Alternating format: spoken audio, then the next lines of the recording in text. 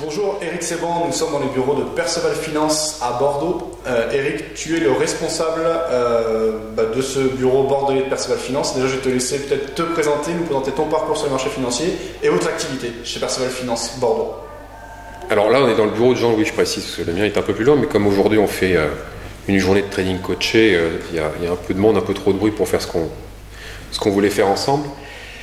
Mon parcours, moi ça fait une dizaine d'années maintenant, c'est la 10e année que je trade avec Jean-Louis. J'ai rejoint son équipe il y a 4 ou 5 ans, je pense quelque chose comme ça. Donc je fais du coaching ici, je participe aux formations quand elles se font à Bordeaux. Avant j'étais à Paris, donc je les faisais à Paris avec Mathieu et Jean-Louis.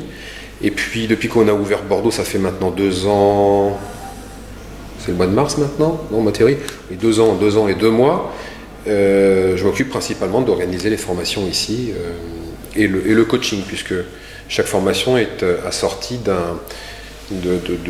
alors pas systématiquement, mais pour les clients qui le veulent, donc ils prennent un cursus un petit peu plus long qu'on appelle immersion, donc assorti d'un stage, et à la sortie du stage, on met en place une période de 3 mois de salle des marchés, donc où ils sont en direct avec nous via le forum audio. Je pense que tu connais un petit peu ce principe. Donc c'est une salle de marché à travers laquelle donc on échange par la voix uniquement toute la journée de Global. Ça commence à 8h, ça finit vers 19h, et on est en temps réel donc avec l'ensemble de nos abonnés. Et donc les personnes qui ont fait le stage peuvent opter pour justement un suivi qui va leur permettre de continuer leur formation à travers cet échange. Sachant que ce soit Paris, que ce soit à Bordeaux, ils peuvent aussi venir traiter au bureau. Donc ce que l'on fait, c'est qu'on fait des rendez-vous hebdomadaires avec chacun des stagiaires de manière à faire le point sur leur progrès, ce qui peut se poser problème, donc à les coacher quoi, tout simplement. Donc mon travail, c'est surtout de recevoir une fois par semaine les élèves, alors soit individuellement, soit en groupe. On a une salle là-bas qui est dédiée à ça et qui nous permet de rectifier. Voilà, après, plus les semaines vont passer, plus la rectification va faire sur le plan comportemental, parce que en définitive, sur le plan technique, ça vient assez vite. Après une quinzaine de jours de travail assez intense, on arrive à maîtriser sur le plan technique, de façon assez scolaire, la méthode qu'on enseigne. Ensuite, comme je le dis à chaque fois, c'est toujours la différence va sur son comportement. Connaissance technique égale, c'est toujours le comportement qui va faire la différence. Donc chaque élève, chaque semaine, vient faire le point, à noter de la façon la plus objective possible ce qu'il a fait et ce qu'il a vécu, ressenti, de manière à ce qu'on puisse travailler ensemble sur les raisons et que je puisse lui apporter la réponse appropriée pour corriger ce défaut comportemental, de manière à ce qu'il arrive comme ça à monter rapidement en compétence, pas en conséquence. Ok, très bien. Est-ce que toi-même tu trades, Eric? Oui, oui, ça fait j'ai commencé déjà à trader avant de rencontrer Jean-Louis, donc ça a fait une douzaine d'années. J'ai commencé un peu comme tout le monde par les actions. Et je trouvais que c'était un marché qui était un peu lent. Mais attention, action, moi je travaillais au comptant, je ne travaillais pas à la CRD, à nulle touche, je n'avais pas de levier. Et puis j'ai rencontré Jean-Louis en me rendant au salon de l'analyse technique de André Malpel. Je ne connaissais pas du tout Jean-Louis, en définitive, j'étais là-bas avec mon associé. On venait de vendre notre société. Et on traitait ensemble un petit peu d'action comme ça pour passer le temps. Mais on aimait ça, c'était je ne vais pas envoyer le mot de passion, mais on avait un réel intérêt pour ça. Donc on s'intéressait vraiment, on passait toute la journée dessus. Et puis au salon comme ça, il m'a dit tiens, il y a une conférence qui commence, c'est que ça que je le connais. Bon, j'ai suivi. Puis le personnage m'a plu. Et puis un jour, je l'ai appelé, je suis allé le voir et je lui ai dit voilà, est-ce que vous ne voudriez pas me former pour travailler sur quelque chose d'un peu plus dynamique comme les contrats futurs. Il se trouvait qu'il faisait des formations, donc voilà. Puis depuis ce jour-là, on a toujours travaillé ensemble. Ça m'a donné une nouvelle activité professionnelle à un moment de ma vie où j'avais plus d'activité professionnelle puisque je venais de vendre la société. Alors j'étais entre guillemets dans la finance parce que je faisais du courtage en crédit immobilier, mais enfin j'étais pas dans la bourse. Donc je connaissais les chiffres, j'en maniais toute la journée. Je négociais des taux d'intérêt, mais ça s'arrête là. J'étais pas un courtier au sens broker sur les marchés. Donc je suis passé intervenant sur les marchés. Très bien. Quand Jean-Louis anime des conférences ou comme aujourd'hui des portes ouvertes, oui. Il explique qu'il travaille sur plusieurs marchés avec plusieurs horizons de temps. Ça peut être les actions, les futurs, mais aussi les options. Dans le cadre du coaching et du forum audio, est-ce que vous abordez tous ces différents marchés ou vous vous concentrez sur que le CAC 40, que l'euro-dollar? Non, en fait, quel que soit le stage que les abonnés de la salle des marchés ont fait, Chacun va retrouver les informations et aussi les réponses à toutes les questions qu'ils vont nous poser sur l'instrument sur lequel il était formé, CAC, euro, dollar, options et actions. Mais en même temps, on va profiter de toutes les propositions, recommandations, explications, réponses aux questions qui ont été formulées sur, par exemple, si quelqu'un a fait le CAC, va entendre tous ces échanges par rapport, par exemple, à l'euro-dollar ou aux actions ou aux options. Donc, chacun profite de l'ensemble. C'est pas compartimenté. Vous avez accès à l'ensemble de l'information et donc ça vous permet petit à petit d'apprendre, parce qu'en définitive, on a des méthodes qui ne sont pas très très compliquées. Elles sont les bases de l'analyse, c'est chart, c'est classique. Après, la partie plus technique, la méthode d'intervention, il y a des choses qui sont assez communes. Donc, ça permet comme ça, par les questions des uns, les questions des autres, de commencer à entrevoir un petit peu comment, par exemple, l'euro-dollar est construit, comment est-ce que nous intervenons sur l'euro-dollar, comment justement sur une méthode commune les paramètres vont être ajustés, et ça peut amener comme ça des personnes à vouloir suivre une formation qui va se révéler être intéressante au travers des échanges qu'on aura fait sur la salle des marchés. Le cas le plus classique, par exemple, c'est quelqu'un qui vient faire une formation sur le futur CAC 40. Bon, on va lui apprendre à trader le futur CAC 40, et puis au travers des échanges sur la salle des marchés, il va entendre parler régulièrement des options, puisque Jean-Louis traite beaucoup les options. Jean-Louis est tout le temps sur le marché. Moi, par exemple, je ne fais pratiquement que de l'euro-dollar et un petit peu de DAX, mais je ne travaille pas les options, je ne travaille pas les actions. Donc chacun va travailler avec ses préférences. Sur le forum, donc, comme Jean-Louis travaille régulièrement les options, comme Mathieu d'ailleurs, et qu'on a quand même aussi beaucoup de clients qui viennent sur la salle des marchés pour travailler les options, ça va peut-être tout simplement déclencher la compréhension de comment on utilise les options avec le futur CAC 40.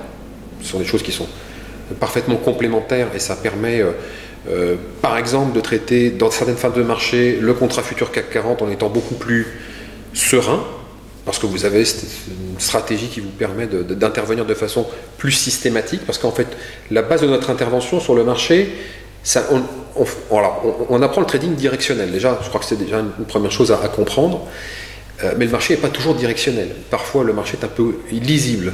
Le marché est souvent capricieux, hésitant. Bref, on vit des périodes toujours très différentes. C'est assez compliqué, par exemple, de trouver une méthode d'intervention qui fonctionne quel que soit le type de marché.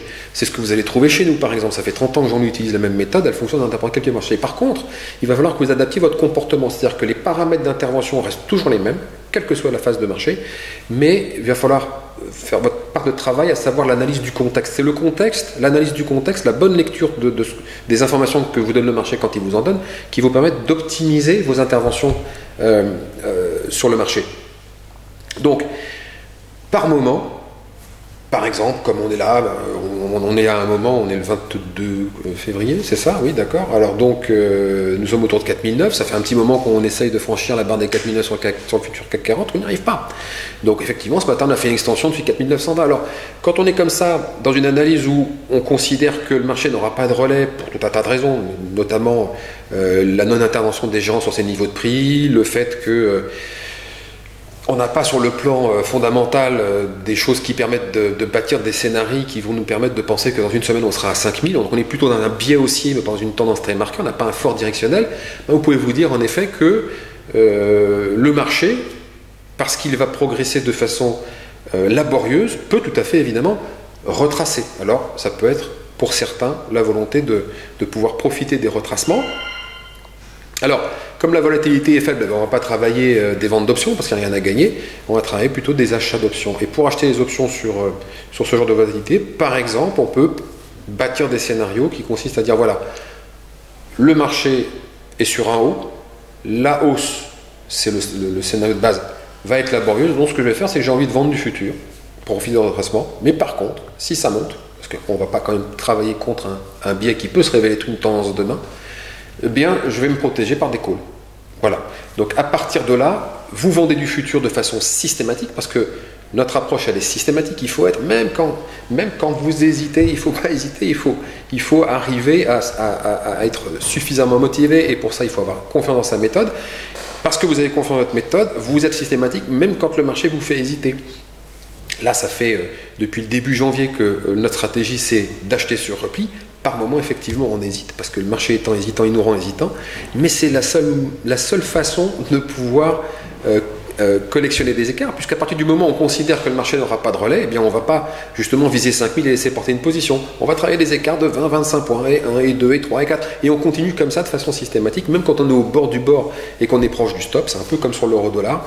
La semaine dernière, eh bien, on était proche du stop, eh bien, il fallait quand même encore acheter, et ça s'est révélé positif. Donc la difficulté, je pense que c'est un petit peu comme tout, mais principalement sur les marchés financiers, c'est d'utiliser tous les outils que vous maîtrisez pour vous adapter au marché. Ce n'est pas le marché qui doit s'adapter à vous, c'est vous qui devez vous adapter au marché. Si vous maîtrisez les outils et que vous êtes en capacité de pouvoir avoir les idées claires sur ce que vous allez faire, vous pouvez bâtir un tas de scénarios qui ont tous du sens à partir du moment où vous savez ce que vous faites par rapport à des repères précis.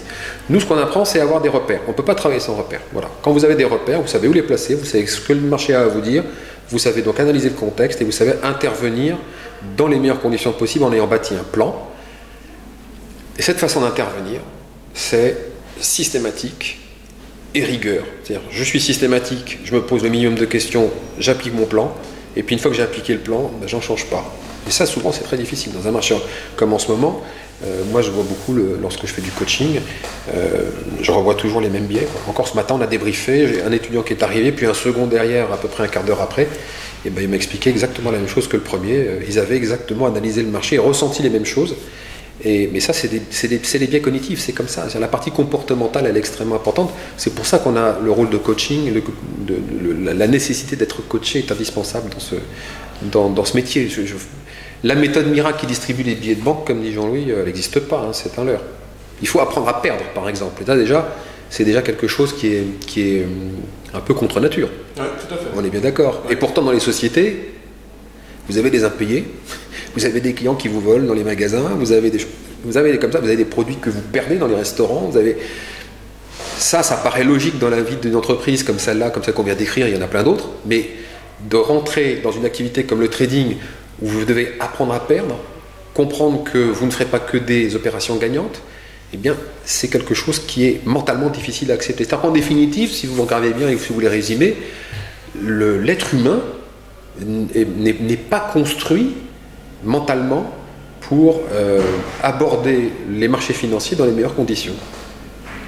Et donc c'est un travail et c'est important d'être encadré, c'est ce que tu essayes de c'est dire par rapport indispensable, parce que à partir du moment où vous prenez position, si vous n'avez pas déjà déterminé votre plan avant, et il y en a beaucoup qui le font, hein. Vous avez beaucoup de gens qui rentrent sur le marché, ils ne savent pas comment ils vont sortir. Ils ne savent pas comment ils vont sortir. Et quand vous leur posez la question, t'es rentré là, tu sors où? Ben, ils vont vous parler de l'endroit où ils vont sortir avec le gain. Et ils ne vous parlent pas de l'endroit où ils vont sortir avec la perte. Ils ne quantifient pas le montant de la perte, c'est complètement absurde.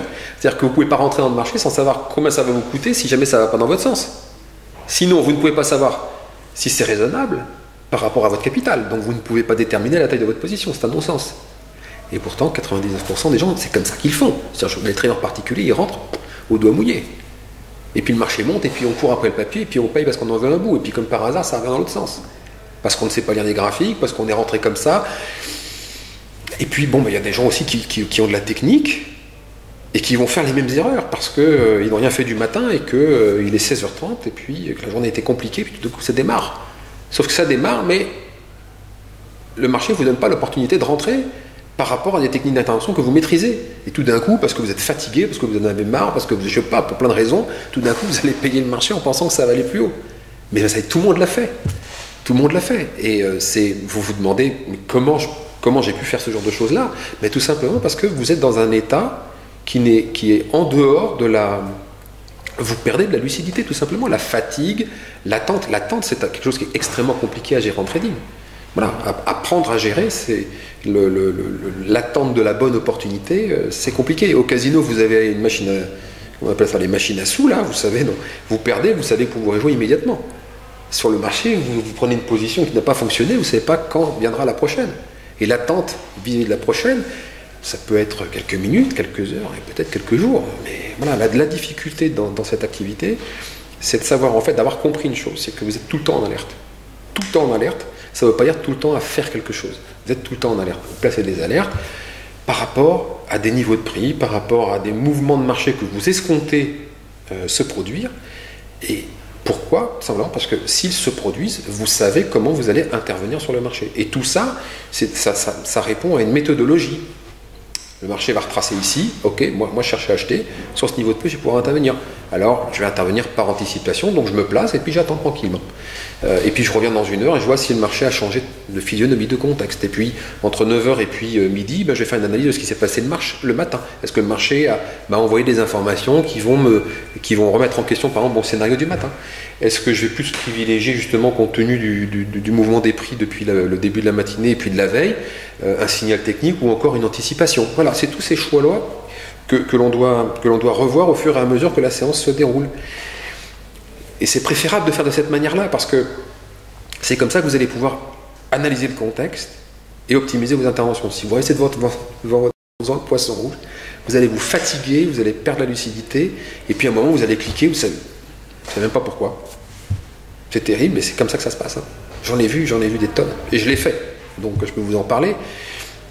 La gestion du temps, c'est très compliqué. Avant d'ouvrir une position, et puis une fois qu'elle est ouverte. Contrairement à ce qu'on pourrait penser, gérer une perte, c'est beaucoup plus facile que de gérer un gain. Je pense que vous tradez aussi, donc vous le savez. Ah oui, bien. Jean-Louis en a parlé aussi. Effectivement, quand on a une perte, en général, on cherche juste une porte de sortie à bon compte. En général, soit à ressortir au moins neutre ou au moins un bon retour. Quand on a un gain, la nature humaine, il y a même des études scientifiques qui ont été menées par les universités aux États-Unis, etc. Voilà, montrent qu'on veut vite sécuriser le gain, etc. Alors que c'est pas forcément la meilleure chose à faire et la meilleure approche du marché. C'est-à-dire qu'il faut des repères. Le repère quand vous perdez, c'est ce phénomène d'ancrage, c'est le prix d'entrée. On s'éloigne du prix d'entrée, ce que vous voulez, c'est revoir votre prix d'entrée. C'est facile à gérer intellectuellement, vous avez un repère, un chiffre. Quand vous gagnez, vous avez peut-être défini un objectif et le marché il n'y va pas forcément droit. Il vous fait rarement le cadeau d'y aller vite. Généralement, il vous met vos nerfs à épreuve. Si vous avez visé un objectif à 30 points, 18 il va revenir et puis vous allez perdre 2 et puis voilà, il va comme ça vous énerver un bon moment et à partir de là, vous allez commencer à perdre un peu de lucidité.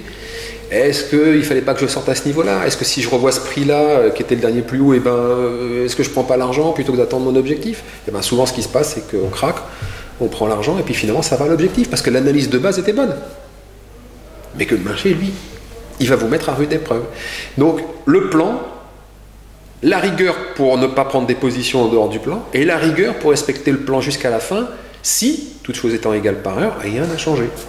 Et c'est cette compréhension des graphiques, cette maîtrise des graphiques qui va faire que vous allez comprendre l'information que vous donne le marché et que là vous allez pouvoir déduire, non, il n'y a rien de nouveau, donc la rigueur, je laisse le plan se dérouler jusqu'à la fin, ou bien quelque chose de nouveau, objectivement évidemment, le plus objectivement possible, et à ce moment-là j'apporte la réponse appropriée en fonction de ce qui s'est passé. C'est tout ça qu'on apprend. Et franchement, attention, c'est pas, faut pas se leurrer, on n'apprend pas en 1 mois, 2 mois, 3 mois, c'est 6-9 mois pour arriver à une certaine autonomie. Il faut considérer que c'est le minimum en ayant vraiment pas mal travaillé. Quand j'entends pas mal travailler, ça veut dire que malheureusement, moi je peux pas, pendant 3 jours de stage, on ne peut pas vous faire une piqûre d'analyse chartiste. Les graphiques, il faut en bouffer pour pouvoir développer son œil, reconnaître les figures et puis les supports, les résistances. Ça prend du temps. Le trading, ça prend du temps. Malheureusement, c'est toujours une question de temps et d'argent. Alors là, on ne peut pas être plus dedans. Très bien.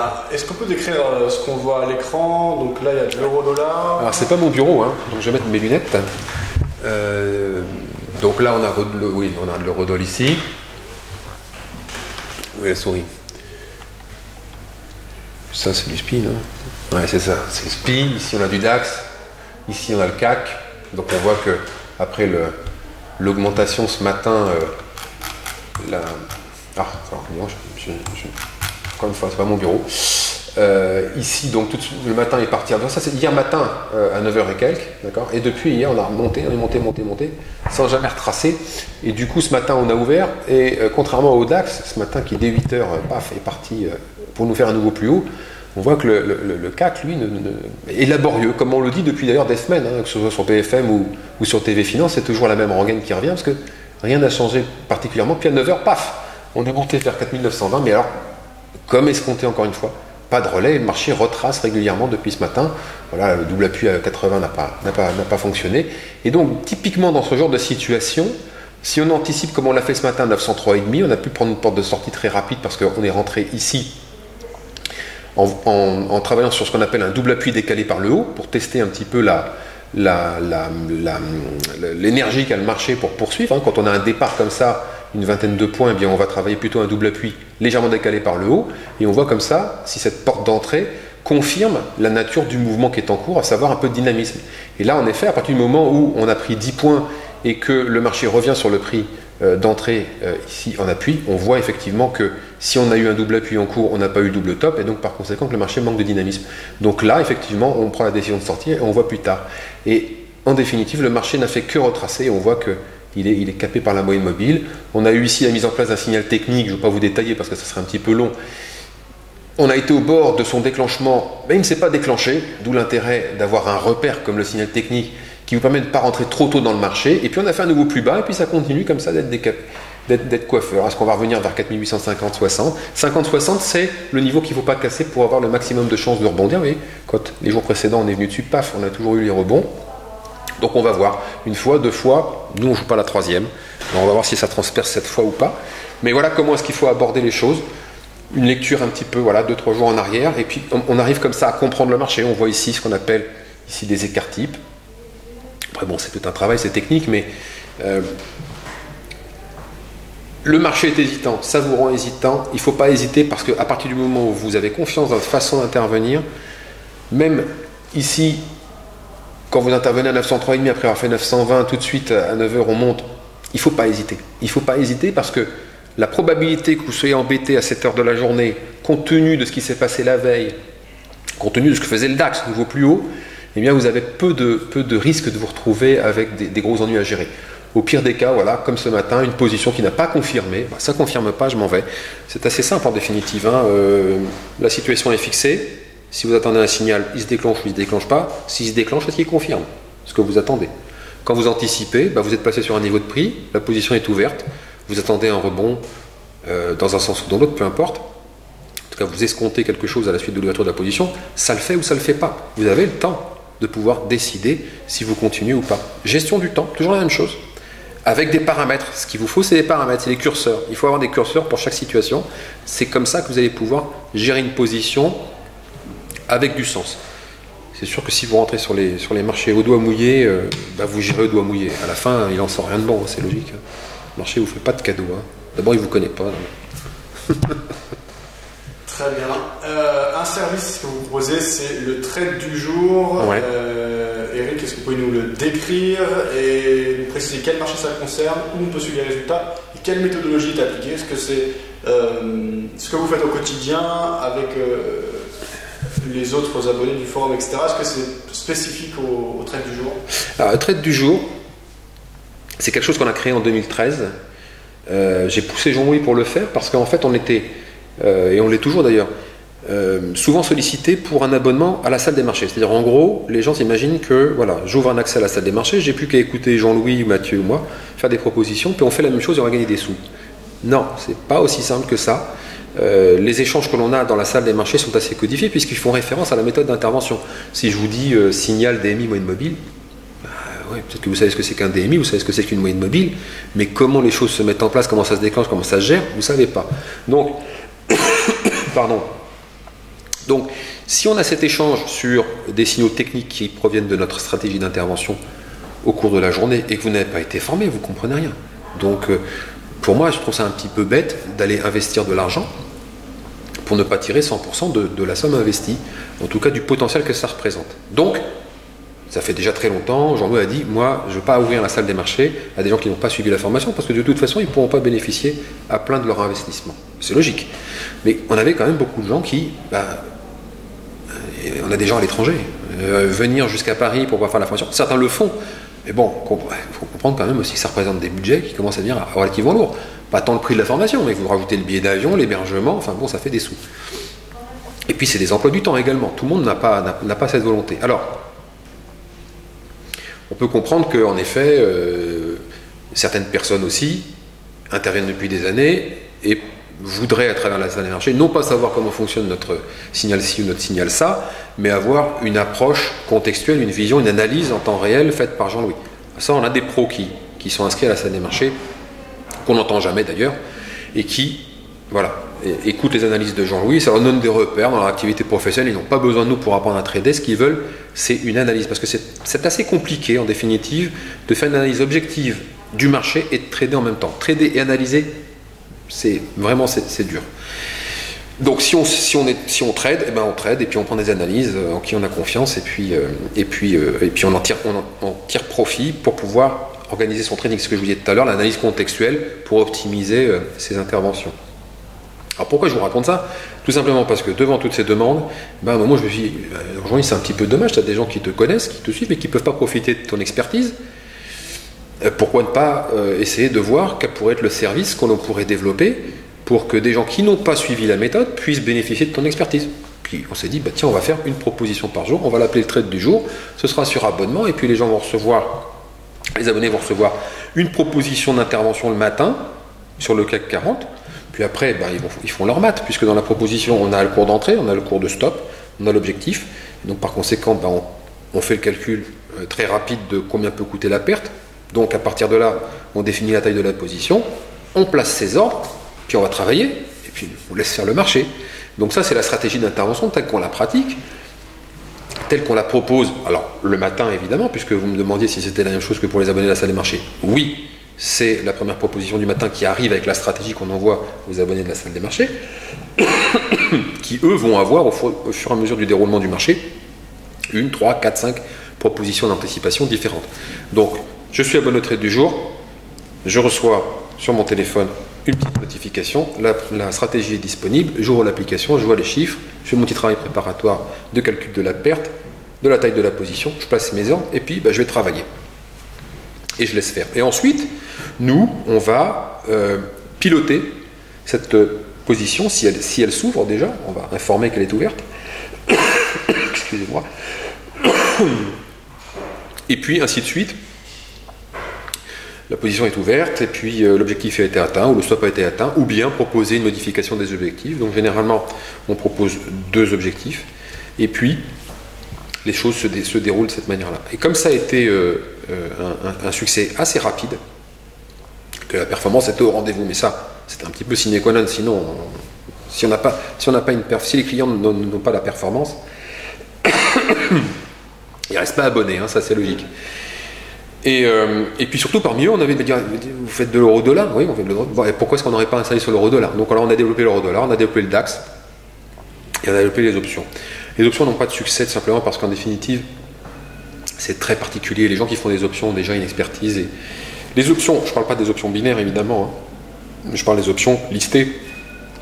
C'est un monde un petit peu particulier et en définitive, je pense que ça n'est pas, enfin c'est la conclusion qu'on a tirée, ça n'est pas forcément très adapté avec ce type de service qui, par le nom même, le trade du jour, laisse entendre qu'on va avoir une proposition sur les options tous les jours. Une proposition sur les options tous les jours, c'est assez compliqué, le marché ne vous donne pas toujours ces opportunités, c'est un trading avec un horizon de temps qui est quand même un peu plus long que l'intraday, donc ça n'est pas un succès. La performance est là, mais je pense que ça manque. C'est pas dans l'idée du dynamisme que peut laisser supposer un nom comme le trade du jour. En revanche, l'eurodoll, ça cartonne. Et quand je dis ça cartonne, ça cartonne. Bon voilà, tout le monde peut y trouver. Et ça fonctionne, tout fonctionne de la même façon. C'est-à-dire, vous avez la proposition qui est faite le matin, et puis voilà, ainsi de suite. La proposition se déroule. Si une proposition n'a pas pu être débouclée, par exemple, à la fin de la journée, et que globalement le contexte n'a pas changé, la stratégie donc n'a pas changé. Alors il arrive qu'on ait des positions qui soient portées d'un jour à l'autre. Bon, voilà, ça peut arriver. Et puis, c'est un abonnement qui est mensuel. C'est assez simple. Tout est détaillé sur notre site, notamment également comment bien utiliser ce service. Il y a quand même des choses qu'il faut. Le problème, c'est qu'on est dans cette économie du trading, là, ce business du trading, c'est un business qui est assez compliqué en définitive. Excusez-moi, il faudrait que je boive un peu d'eau. Le climat à Bordeaux est beaucoup plus sévère qu'on ne le croit. Non, mais ça va, il n'y a pas de problème. Le trading, c'est devenu un petit peu comme, je trouve, c'est quand on se balade sur Internet et qu'on voit toutes ces pubs-là. C'est vraiment l'immédiateté, c'est presque du grattage, quoi. De grattage, de tirage, le truc immédiat. Vous rentrez sur le marché, vous ouvrez un compte en 15 minutes et puis vous tradez et puis en 2 jours vous êtes gagnant et ça, n'importe quoi. Je veux dire, c'est n'importe quoi. Et j'ai parfois des gens qui nous envoient des emails. Bon, moi je voudrais faire le trade du jour, ça marche comment? Ils n'ont même pas été lire comment ça fonctionne. Vous imaginez un petit peu la démarche, c'est-à-dire que il faut que tout aille vite. Tout ça. Non, la bourse ça va pas vite. Enfin, les mouvements vont parfois très vite. Mais la réussite sur les marchés, ça ne va pas vite. Je ne sais pas comment il faut l'expliquer. Et le problème, c'est que de toute façon, je peux avoir à le répéter plein de fois, il y aura toujours comme ça ces messages qui vont arriver en vous disant « devenez trader en 24 heures ». C'est une catastrophe. Ça, c'est vraiment, moi je crois qu'il faut vraiment... il faut essayer de diffuser largement l'information que la bourse, c'est sérieux, quoi. C'est du sérieux, que c'est un métier où les gens ne plaisantent pas. Les acteurs ne plaisantent pas, ils ne sont pas là pour faire de la figuration, quoi. Donc, si on peut prendre votre argent, on va vous le prendre. Moi, je suis catégorique là-dessus, il n'y a personne qui fait des cadeaux. Hein. Donc, n'y allez pas en imaginant que c'est simple, c'est pas simple. Il y a des règles à connaître, les règles de marché, les règles de fonctionnement des marchés, les règles de fonctionnement des brokers. Les marchés en France, en Europe, ne sont pas les mêmes qu'aux États-Unis, c'est pas les mêmes règles. Voilà, il y a tout un tas de choses qu'il faut connaître. Ça s'appelle de la culture bourse. Ça fait partie de nos stages, mais c'est des choses que vous pouvez trouver sur Internet. Il faut prendre votre temps et il faut faire le minimum de travail de préparatoire, de comprendre comment sont structurés les marchés. Les choses se font dans l'ordre. C'est pas parce qu'on vous met à disposition un compte avec une plateforme pour passer des ordres que tout d'un coup vous allez jouer au, je sais pas, du jeu vidéo. C'est sérieux. Donc, bien comprendre un truc, c'est que c'est pas un endroit où les gens vous font des cadeaux et que on va pas vous donner une méthode gratuitement, quoi. Dire les gens, enfin, ce que je veux dire à l'inverse, c'est que ce qui est gratuit, ça vaut rien. Voilà. Ce qui est gratuit ne vaut rien. C'est une évidence pour tout le monde, mais c'est particulièrement vrai dans le trading. Donc toutes les offres à 10 balles, 20 balles, oubliez-la, il n'y a rien derrière. Il ne peut pas y avoir quelque chose de sérieux à ces prix-là. C'est pas possible. Les brokers qui vous font des contrats futurs à 1 euro, ça n'est pas possible. Les contraintes réglementaires font que de toute façon, à ce prix-là, ils ne peuvent pas gagner leur vie. Ils ne peuvent même pas payer leur charge. Donc attention aux offres trop alléchantes, attention à tout ce qui vous promettent de faire des fortunes rapidement. C'est pas possible. Voilà, ça n'est pas possible. Désolé pour ceux qui imaginaient que ça pouvait être possible, c'est pas possible. Je crois que vous le savez depuis longtemps. Mais heureusement, je crois que beaucoup de gens sont informés de ça. Mais bon, le problème, c'est que vous avez des beaux parleurs. Hein. Il y a des gens qui savent, qui sont spécialistes de vous dire ce que vous avez envie d'entendre. Chez nous, on fait plutôt des déçus de ce côté-là, mais au moins, voilà, ça fait longtemps que j'en ai sur les marchés. Je ne connais pas une seule personne en France qui dispense des formations avec autant d'ancienneté, qui a fait tous les métiers. Ce qu'on fait, c'est du costaud, quoi. Je veux dire, il y a pas de, on peut essayer de venir nous prendre à défaut, on peut se lever de bonne heure, ça n'arrivera pas. Donc, attention, les réseaux sociaux, les machins, tout le monde se fait de la mousse, et puis les copains disent que c'est bien et compagnie, j'en vois tous les jours. Voilà, bon, c'est tout, attention. Je ne vais pas me pesantir sur le sujet, ça n'a pas forcément beaucoup d'intérêt. Ok, très bien. En tout cas, on peut retrouver vos activités, vos actualités, les événements comme ce jour, la porte ouverte sur le site de Perceval Finance. Oui, on fait un peu de Facebook aussi, on s'y met, voilà, donc ça peut être annoncé aussi sur les réseaux sociaux. Très bien. Merci Eric pour toutes ces réponses. De rien, avec plaisir. Merci, à bientôt.